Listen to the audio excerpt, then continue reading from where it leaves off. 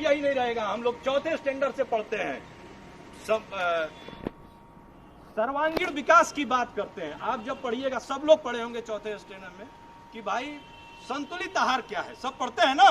संतुलित आहार क्या है, तो बात क्या होता है, बैलेंस डाइट। बहुत से सुनोगे तो बोलेंगे जिसमें सारे पोषक तत्व पाए जाते हैं। ऐसा कुछ भी नहीं है। जिसमें सारे पोषक तत्व संतुलित मात्रा में पाए जाते हो। तो आपका संतुलित हेल्थ सिस्टम क्या है, सब लोग पाए जाते हो ये नहीं, सही मात्रा में पाए जाते हो। डॉक्टर अगर जिस लेवल के हैं उसी लेवल से फार्मासिस्ट की भी संख्या होनी चाहिए, उसी लेवल के नर्सेज की भी संख्या होनी चाहिए, उसी लेवल से 4th ग्रेड का भी होना चाहिए। पूरे हेल्थ सिस्टम को हमें पिरामिडल शेप बनाना है। जो ये डंबल शेप हेल्थ सिस्टम दिखता है हमारा, यही हमारी सबसे बड़ी कमजोरी है। जब भी लू लगता है 20 के संख्या में यहाँ मर जाते हैं, जब भी कुछ होता है तो लोग प्रॉब्लम में आ जाते हैं। कुछ हम लोग घोषणा संकल्प पत्र बनाए हैं सबको ध्यान में रखते हुए, ताकि ये जो टर्म मिल रहा है ये सिर्फ 1 साल के लिए नहीं मिल रहा है। जो भी जीतेगा, हम जीते आगे जीते कोई भी जीते, लेकिन ये जो टर्म मिलेगा वो 5 साल का मिलेगा। 5 साल काफी लंबा समय होता है और हमको दिखाना पड़ेगा। जब स्टेशन पे आप जाते हैं तो वहां जाने के बाद अगर स्टेशन के टिकट कलेक्टर से बोलिएगा कि भाई हमको जाना कहाँ है, तो पटना जाना है, तभी वो टिकट देगा। ऐसा नहीं हो सकता कि आप जाके बोले सिर्फ हमको टिकट चाहिए और टिकट दे देगा। आपको बोलना पड़ेगा। इसलिए अपने संकल्प पत्र में हम लोग बारी बारी सब कुछ डाले हैं कि 5 सालों में कितने कार्यों के लिए हम लोग कार्यरत रहें। सबसे बड़ा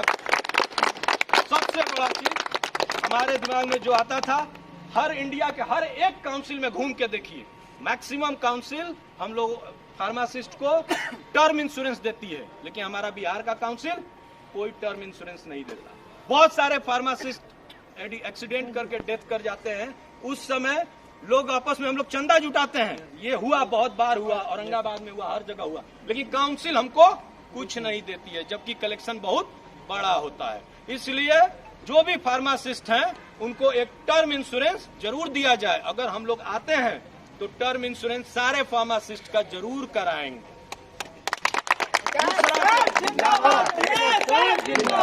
दूसरा हम बताते हैं आपको, हम बोल रहे हैं इसलिए ताकि हमारी बातों को सुना जाए, समझिए, आप अपने अंदर जोड़िए। कोई चुनाव ऐसा नहीं, हार और जीत के कोई कुछ नहीं कर सकता, लेकिन जुनून होना चाहिए जिससे बदलाव किया जाए। जब भी हम नौकरी करने गए थे, हम थे, संजय सर थे और कौशल सर थे, सब लोग जॉब करने गए थे 2011 में। हमारी पोस्ट थी असिस्टेंट प्रोफेसर, लेकिन हमारी सैलरी 15,000 थी, क्योंकि जब प्यून भी देखता था तो उसकी सैलरी 35,000 थी। वो देखता जरूर था हमको कि असिस्टेंट प्रोफेसर है, लेकिन एक बार उसके दिमाग में जरूर खटकता था कि तो 15,000 वाला, और उस भावना से देखता था। इसलिए जो ग्रेड पे हमारा है, यहाँ पे जितने भी फार्मासिस्ट बंधुओं का ग्रेड पे है, वो ग्रेड पे 4200 का होना चाहिए, जो पूरे देश में है, जबकि बिहार में ये नहीं, 2800 ये नहीं।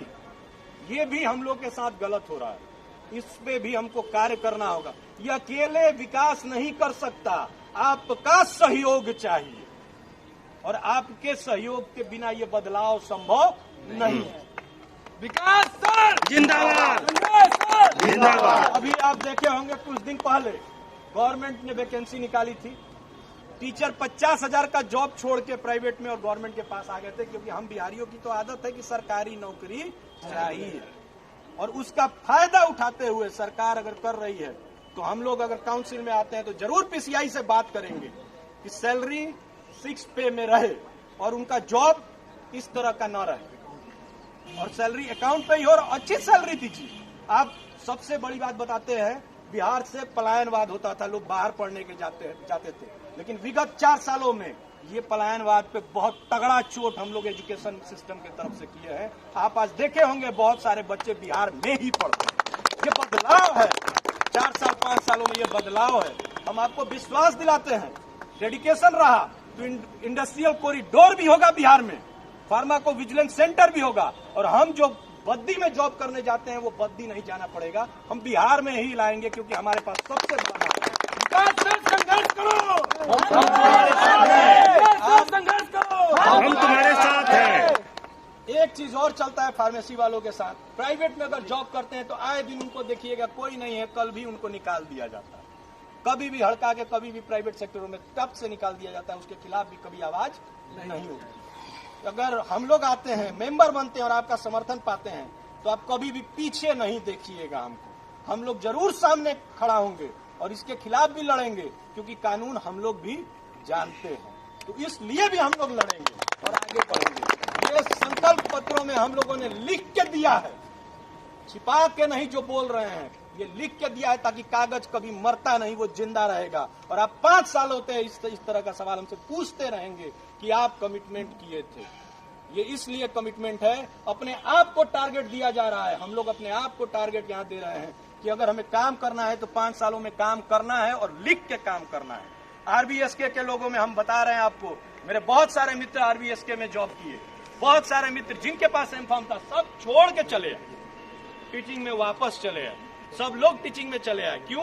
क्योंकि उस तरह का ना सम्मान था और ना उनको आरबीएसके में उस तरह की सैलरी है। भयंकर विसंगति आरबीएसके में व्याप्त है। लेकिन आप काम खोज रहे हैं, लेकिन आप उस तरह की सैलरी प्रोवाइड नहीं कर रहे हैं। ये भी एक भयंकर विसंगति है। तीसरा जो अपना सबसे अगला जो मेरा पॉइंट है वो ये कहना है कि पूरे इंडिया में हम लोग नॉमिनेट किए जाते हैं फार्मेसी ऑफिसर के नाम से। ये तो नाम है, पद नाम है, क्या हम वो डिजर्व नहीं करते? हम जरूर करते हैं, फार्मासिस्ट नहीं फार्मेसी ऑफिसर है। और हम आज से ही बोलते हैं, किसी को कहने, जिस देश में ये भारत है, यहाँ गाय माता हो या हो ना हो, यहाँ लोग मान लेते हैं। तो हम भी आज से मानते हैं कि हम फार्मासिस्ट नहीं, हम फार्मासिस्ट ऑफिसर हैं। आज से ऐलान करते हैं कि हम भी लिखेंगे फार्मेसी ऑफिसर है और सरकार हमको देगी। दूसरी बात यह है, अगर अगली आप समझते हैं, अगर सरकार को समझना पड़ेगा, हम ये नहीं कहते कि सरकार पे हम दबाव और मांग करते हैं। हम सरकार को दावा करके कहना चाहते हैं, अगर वो रियली में हेल्थ सिस्टम सुधारना चाहती है और अगर वो चाहती है कि नहीं हेल्थ सिस्टम बिहार का पुख्ता हो, तो आप एक बार सर्वे करिए पूरे बिहार के सदर हॉस्पिटलों में और एक बार ईमानदारी से खोजिए कि वहां के फार्मासिस्ट विगत 30-32 सालों से क्या काम कर रहे हैं। आपकी कैजुअलिटी में वो काम कर रहे हैं, आपकी इमरजेंसी में वो काम कर रहे हैं, हर जगह वो काम कर रहे हैं। उनके सहारे पे भी हॉस्पिटल चल रहा है। इसलिए आप 2015 रेगुलेशन को लागू करके देखिए, जब इस बिहार में झोला छाप दे सकता है ड्रग, तो हम सुदूर इलाकों में क्यों नहीं उतना प्रेस्क्राइब कर सकते हैं जितना हम जानते हैं। हम फार्माकोलॉजी पढ़ते हैं, हम हॉस्पिटल फार्मेसी पढ़ते हैं, हम क्या नहीं पढ़ते हैं, फार्माकोलॉजी कहीं बेहतर डॉक्टर से पढ़ते हैं। आप फॉलो करने के लिए तैयार होते हैं,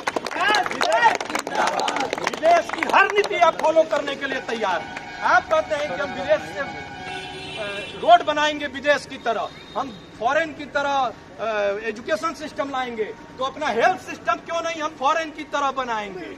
हम विदेश की तरह बनाने का भी प्रयास सरकार